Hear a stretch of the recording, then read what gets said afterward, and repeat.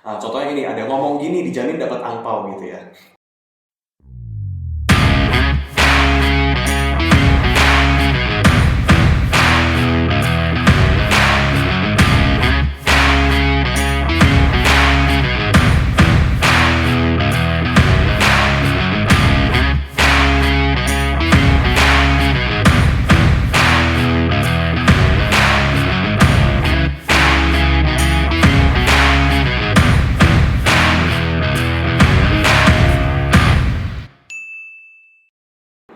Shalom Dian Harapan Community, kembali bertemu saya pada hari ini dalam acara Stay Connected. Jika sebelumnya kita telah mengenal beberapa alumni, maka hari ini kita akan menghadirkan juga alumni yang lain untuk kita wawancara dan kemudian kita ketahui bagaimana hidupnya pada saat ini. Nah, sebelumnya karena ini suasana Imlek, maka saya ucapkan Kongsi Fajai, Kongsi Xinian, Xinian Jinpu, Wan Serui untuk kita semua. Bingung kan saya ngomong apa? Tetapi tamu yang kita hadirkan pada hari ini sangat mengerti soal bahasa Mandarin. Di samping saya sudah ada salah satu alumni. Mungkin kalau kita melihat wajahnya atau guru-guru yang pernah mengajar udah langsung kenal ini siapa, ya kan? Tetapi silakan memperkenalkan diri dulu. Nah, kalau bisa dalam bahasa Mandarin. Perkenalkan jangan hanya nama, tapi sedikit hal yang bisa membuat kamu lebih populer dari sebelumnya. Oke ya, jadi请你介绍一下。OK， 嗨，大家好。我的中文名字是王耀生，我的英语文名是 Ben。我是联合班的毕业生。现在我在忙什么呢？一面读书，一面做生意。我先跟大家拜年，恭喜发财，万事如意，五福临门。Oke, 谢谢。Ya, oke. Saya cuma tahu 谢谢 aja. Tapi berdasarkan contekan tadi, katanya itu namamu Ben. Umurmu 82 tahun ya? 22。 Oh, 22. Oh, berarti saya tahu. contekan salah nih gimana sih? 82. Tapi ngomongnya apa 22 tadi? 22。 Oh, 22. Oke, gimana sih kamu kayak Oke, tadi terus kemudian Dian Harapan alumni, terus kemudian juga sekarang sambil kuliah, sambil juga melakukan bisnis ya, usaha ya. Oke, jadi kuliah dan usaha. Memang kelihatan Chinese banget ya. Nggak mau rugi. Jadi uang habis untuk kuliah, tetapi tetap juga harus sambil bisnis supaya uang kuliah bisa ditutupi. Bener ya. Oke, ya. Nanti ya bagi-bagi hasilnya ya. Amin. Oke, nah sekarang Ben tadi ada ngomong bahasa Mandarin untuk kita semua ya. Sebenarnya seperti Ben ini saya agak jarang ketemu sekarang. Anak-anak muda sekarang itu jarang bisa berbahasa Mandarin. Kalau berbahasa Inggris mereka bisa berbahasa Susria, tetapi yang bisa berbahasa Mandarin khususnya di Indonesia ataupun mungkin di Jakarta itu tidak begitu banyak, begitu ya. Nah, boleh diceritakan kenapa Ben itu waktu itu kok bisa berbahasa Mandarin?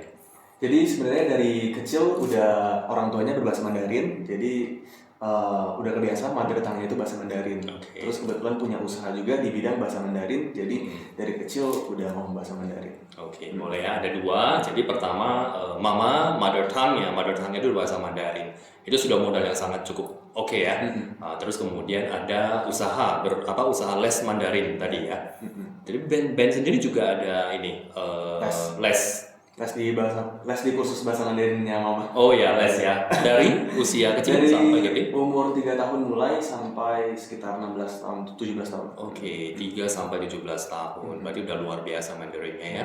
Kalau saya terbalik, ketika orang tua saya dulu suruh saya les, saya melarikan diri. Pernah terpikir nggak mau melarikan diri? Waktu itu nggak berani sih. Nggak berani. Masih makan di rumah. Oke, anak taat ya. Saya waktu itu juga makan di rumah, tapi kok saya berani ya. Sekarang kan Ben berarti menjadi seorang anak muda yang bisa berbahasa Inggris, bisa juga berbahasa Mandarin. Ada nggak keuntungan yang Ben rasakan sebagai seseorang yang bisa berbahasa Mandarin di masa sekarang ini? Sebenarnya benefitnya lumayan banyak ya. First of all, kita bisa bisnis dengan orang China dengan lancar ngomong bahasa Mandarin, dan mereka biasanya kasih harga yang lebih miring buat kita. Oke. Kalau kita mau impor barang gitu ya, kita suppliernya kasih lebih murah. Terus kalau untuk yang bisa bahasa Mandarin, biasanya perusahaan di sini memberikan nilai plus karena lebih valuable, karena lebih differentiate from others. Ya, jadi gajinya juga otomatis lebih tinggi. Oke. Nah, apakah itu memang Ben alami sendiri? Artinya misalnya tadi yang soal bisnis dengan orang China, benar-benar Bener ada banget, deal dengan jadi. mereka. Betul. Jadi waktu itu sempat ada yang mau impor barang dari China dengan bahasa Mandarin dimurahin berapa dolar gitu loh. Berapa? Boleh dikasih lebih detail nggak ceritanya waktu itu bagaimana? Tapi ngomong-ngomong, kamu memang memasarkan produk impor dari China waktu ada. itu ya. Oh, pada saat kuliah atau Kuliah. bisnis apa sih sebenarnya? Bisnis kebetulan kalau untuk yang ini bisnis skincare. Oh, skincare. Bahaya nggak sih katanya dari China itu bahaya tuh zat-zatnya? Botolnya doang sih. Botolnya. Oh, botolnya. Formulatornya di Indonesia supaya bisa dapetin BPOM di Indonesia. Oh, oke. Yang berarti harus lengkap dengan informasinya. Tadi kan ngomongnya dari China, saya kira skincare dari China. Iya. Oke, coba waktu itu boleh diceritain bagaimana deal-dealnya dengan orang China tersebut. Jadi kasarnya aja ya, waktu itu per pieces kira-kira asal aja lah ya, apa ya, $0.6 lah kita ambil. Terus habis nego-nego jadi 0.55, kan $0.05 lumayan per pieces. Kalau minimum ordernya 10.000, 10.000 kali 0.05 udah besar sekali. Oke. Waktu itu dealnya langsung pakai ngomong. Langsung Telepon ya. Oke, boleh nggak dipraktekin? Waktu itu gimana ya? Jadi saya sebagai ininya dulu deh, sebagai bosnya.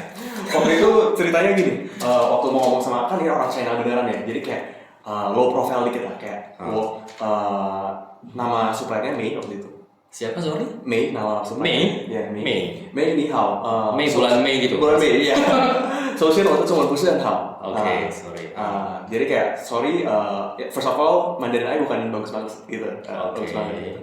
Terus 你可以给我更好的价钱吗？ Lu bisa kasih gue harga yang lebih oke gak? Terus katanya不好，不可以gitu ya? Bisa sih, bisa. Oh, dia langsung bilang Dia tanya 可以gitu. You mau kuantitinya berapa gitu. Kita sebutin sekian, terus karena mau bahasa Mandarin jadi kayak lebih murah loh. Dia kasihnya, oh beda sama waktu di WA, waktu di chat beda. Nah, terus waktu selesai dia juga lanjut lagi di WA, dia bilang, your Mandarin is good, dia bilang. Berarti waktu itu kamu udah sempat deal dengan supplier dari China gitu langsung ya? Betul. Oke, coba waktu itu kamu pakai call langsung? Iya, langsung call. Nggak pakai chat ya? Nggak pakai, langsung. Oh, oke. Kalau gitu boleh nggak kita praktek sekarang? Coba deh waktu itu gimana, seperti apa? Boleh. Nah, nanti kamu jadi yang mau memang ambil barang dari saya. Apa? Nah, saya yang menjadi suppliernya. Boleh. Suppliernya. Oke, coba praktek. Coba ya, kita telepon ya. Wei, ni hao. Hello, 你好。好。首先我的中文不是很好，但是你应该可以理解我说的中文。你说什么？cepet gitu loh. Coba agak singkat dan pendek. Oke,慢慢一下ya. Ya, oke. Oke, 你要说什么？你可以给我一个更好的价钱吗？你要我给你很好的价钱。对呀。OK 啊。你要多少？0.55块。0.55块呀。OK，你是中国人atau印尼人？我是印尼人。你是印尼人啊？ Iya. kamu orang Indonesia ya？ Iya, Indonesia. 为什么你的中文很好？ Why your Mandarin is very good？ Yeah, because I speak Mandarin fluently. You speak Mandarin fluently. So you want to bargain your price Yeah. 0.55 ya, from 0.6 ya. Yeah. Okay, I give it to you. 我给你。 Oke, 谢谢你哦。 Oke, yuk deal. Jadi gitu guys, langsung deal. Langsung lebih deal. murah. Karena your Mandarin sangat good ya, very good ya. Mandarin saya good kan? Good.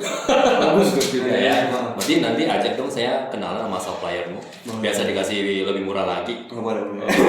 Nah, ini salah satu keuntungannya ya. Jadi dealnya langsung bisa dipotong. Terus tadi ada lagi yang kedua, katanya company di sini kalau ketemu karyawan yang bisa bahasa Mandarin itu juga dapat nilai plus ya. Betul. Oke, gajinya lebih dari yang lain. Lebih tinggi. Benar nggak? Contohnya? Betul. Perusahaan apa nih contohnya? Contohnya perusahaan tambang ya, perusahaan tambang di China. Nah, dia di sini starting gajinya kalau misalnya bisa bahasa Mandarin, even lulusan SMA aja tuh bisa minimum lulusan SMA ya 8 juta. Nah, tapi dengan syarat harus ke luar kota, keluar Sulawesi, ke rada jauh dari kota. Jadi saya pertekan lagi, perusahaan tambang khususnya ya. Even you adalah hanya SMA, tetapi kemudian karena kamu bisa Mandarin fluent, gajimu udah setara, bahkan mungkin melebihi yang fresh graduate S1 ya. Betul. Oke, good. Iya, iya. Kalian semua yang di rumah apakah terinspirasi dengan hal ini? Jangan lupa perkuat Mandarin kalian. Oke. Nah, kemudian tadi saya ada memeriksa, tadi kita kenalan sebelum kita podcast ini, kamu ada satu IG yang memang seperti membentuk community Mandarin ya. Di dalamnya itu ada beberapa posting dan kemudian juga video kalian di post itu yang mengajarin atau menggalakkan tentang Mandarin. Ya. Coba boleh diceritakan latar belakangnya, backgroundnya. Jadi kenapa bisa buat Instagram Bahasa Mandarin ini, namanya itu @mandarin.flashcards di Instagram. Nah, jadi tujuannya itu untuk membangun komunitas Bahasa Mandarin dan mengajar Bahasa Mandarin secara gratis kepada orang-orang. Supaya bisa memperkuat culture Bahasa Mandarin juga. Karena kan Bahasa Mandarin is for everyone, right? Bukan untuk orang Chinese atau orang China doang gitu. Jadi berarti memang mendorong agar kita semua tuh mau ya. Boleh kita lihat salah satu isi postingmu seperti apa di layar ini ya. Boleh diterangkan sedikit mungkin? Contohnya ini, ada ngomong gini dijamin dapat angpau gitu ya. Kita swipe left. Terus ada dalam kurung dari bokap nyokap gitu. Terus kita swipe left, gong xi fa cai, swipe left lagi.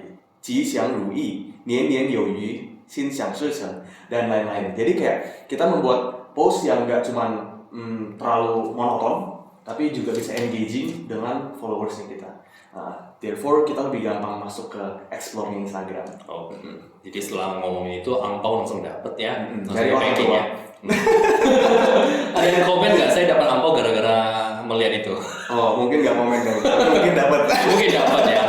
Mereka harus diajarin tahu xie kepada kamu gitu ya. Memang seperti yang diceritakan Ben itu kadang-kadang kita juga merasa malu ya. Contoh saya pernah ke Singapura tuh atau ke Malaysia, tapi saya ngomong bahasa Inggris dengan si encik-encik yang jual itu, terus dia nanya, kamu tuh cong nalilai? Saya bilang cong ini, oh pantas nggak bisa bahasa Mandarin. Jadi orang Huaren atau orang-orang Chinese Indonesia itu terkenal nggak bisa berbahasa Mandarin. Beda dengan Chinese-nya Malaysia, Chinese-nya Singapura, mereka fluent berbahasa Mandarin. Begitu ya? Oke.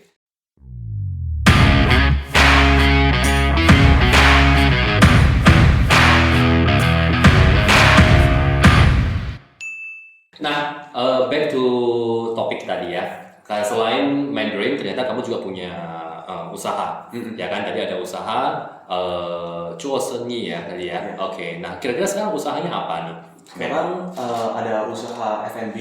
Jadi F&B ada dua macam. Yang satu itu yang saya rintis sendiri, itu namanya Coco Band. Jadi ini packagingnya. Oh ini ya, sudah ada di apa? Okay. Nah, jadi Coco Band ini dimulai waktu kuliah bareng sama alumni Dian Harapan juga, namanya Bernard. Oh pantas nama sama-sama B ya, Coco Band. Bernard dan Ben. Jadi itu yang pertama yang didirikan sendiri. Terus ada juga saya ambil franchise-nya Traffic Ban di Citra Raya, Tangerang. Oke, boleh mungkin yang pertama aja kali ya kita coba. Itu tadi yang F&B ini. Kira-kira waktu itu merintisnya seperti apa kisahnya? Jadi idenya muncul dari mana? Terus kemudian persiapannya pasti ada dong ya. Terus bagaimana mempromosikannya sehingga bisa berjalan? Ini udah berapa tahunnya?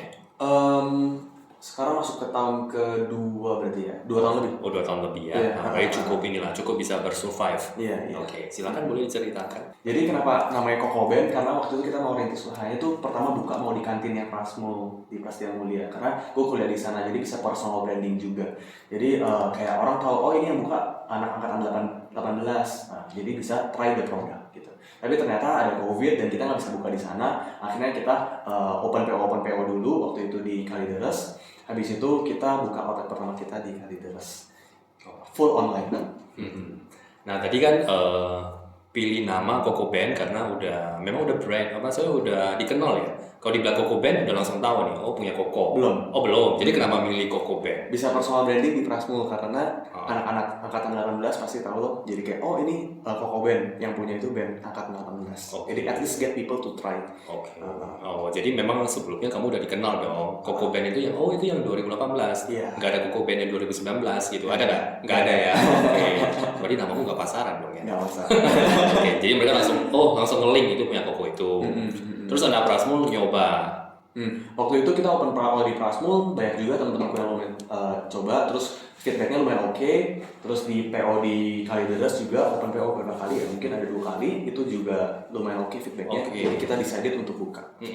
Oke, desain untuk buka. Oh, jadi sebelum desain untuk buka outlet, sebenarnya dicoba-coba dulu ya. Betul. Dicoba-coba dulu, kemudian di PO kan, terus feedbacknya oke, akhirnya kita lebih pede untuk outlet. Nah, di outletnya itu memang langsung online aja tadi ya, Langsung ngomongnya online. Jadi lewat GrabFood, GoFood, ShopeeFood. oke. Waktu itu ShopeeFood belum ada sih. Waktu itu yang pertama tuh GoFood. GoFood, ya.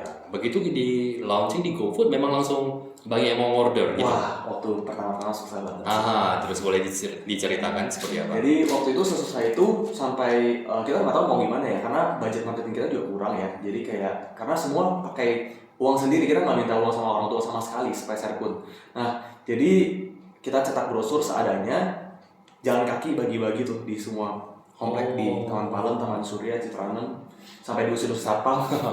Iya. Jadi berarti konservatif marketing itu tetap dijalanin ya. Iya. Tradisional gitu, masih harus brosur-brosur. Betul. Jadi meskipun udah taruh di GoFood, tapi untuk branding saya mesti tradisional juga gitu ya. Betul. Dari rumah ke rumah bagiin brosur. Betul. Oke, setelah itu bagaimana? Setelah itu lumayan tertolong ya salesnya. Jadi awal buka tuh Februari 2020 itu masih kacau. Terus kita jalanin traditional marketing and online marketing juga, both dua-duanya.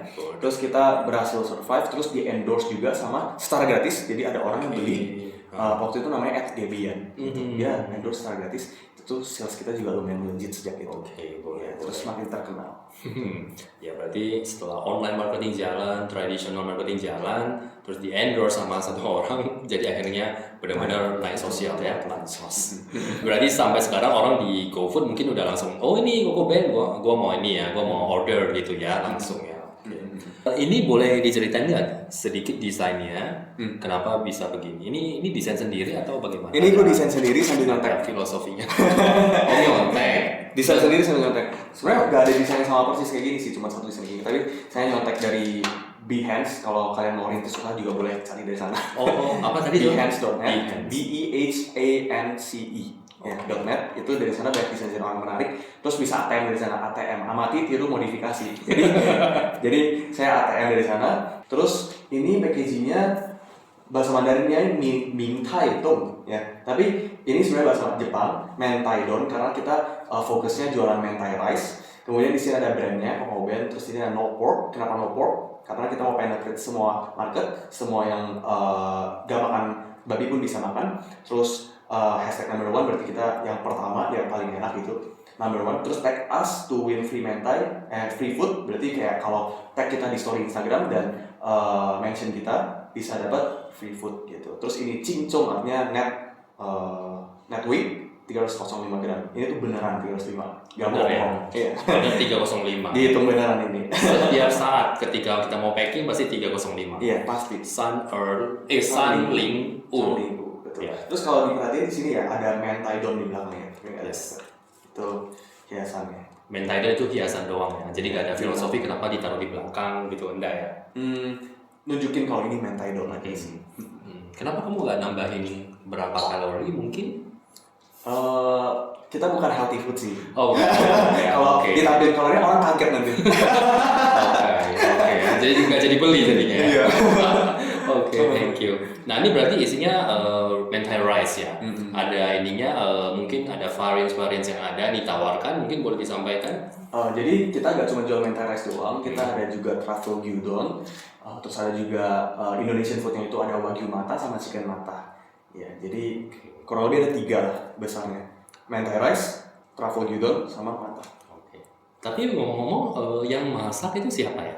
Masak itu, jadi yang buat resepi menunya itu temanku namanya Bernard Nathan. Dia juga temanku dari kelas 7 di Dian Harapan. Ya. Nah, Bernard itu yang memasak. Betul. Dan sekarang bukan dia yang masak dong, setiap order bukan. Sekarang karyawan yang masak. Jadi di train, kemudian akhirnya karyawan yang masakin untuk yang ini. Betul. Oke. Jadi kamu bagian apanya? Bagian operasional. Operasional ya. Oke. Bukan bagian masak-masak. Nah, ada terpikir nggak untuk mengembangkannya lagi atau bagaimana? Ada kepikiran untuk mungkin membuat dine-in, karena COVID kalau udah selesai ya butuh tempat dine-in juga sih ya. Oke. Karena kalau profit marginnya dari GrabFood ya kita sharing dikit. Kalau dari GrabFood itu kan kepotongnya banyak banget. Oh, so I see. Iya. Ya. Jadi tetap lebih menguntungkan dine-in ya. Betul. Benar. Oke. Terakhir nih Ben, ya kan ya, kita udah selesai bincang-bincang soal kegiatanmu akhir-akhir ini, termasuk kesibukanmu di dalam membangun community Mandarin, terus kemudian usaha kuliner sambil kuliah juga. Nah, mungkin kita bicara flashback gini ya. Nah, pertama kali ketika kamu kembali ke sekolah ini pada hari ini untuk podcast, terus kemudian kamu tentu ketemu dengan koridor-koridor yang menghasilkan kenangan tersendiri, ketemu dengan guru-guru tadi ada beberapa yang mungkin membangkitkan kembali memori-memorimu tentang masa sekolah. Nah, kira-kira ada nggak kamu lihat sesuatu yang kamu dapatkan dari Dian Harapan sehingga bisa menghasilkan band yang seperti sekarang ini? Sebenarnya banyak banget ya valuable lessons dari Dian Harapan. Menurutku sekolah itu tempat you make mistake dan masih bisa make mistake. Beda dengan di dunia luar. Kalau di dunia luar you make mistake, orang bakal judge you and you bakal susah banget. Tapi di sekolah it's when you can make mistake, dijagain sama guru-guru di sekolah, counselors, and semua orang yang kita under.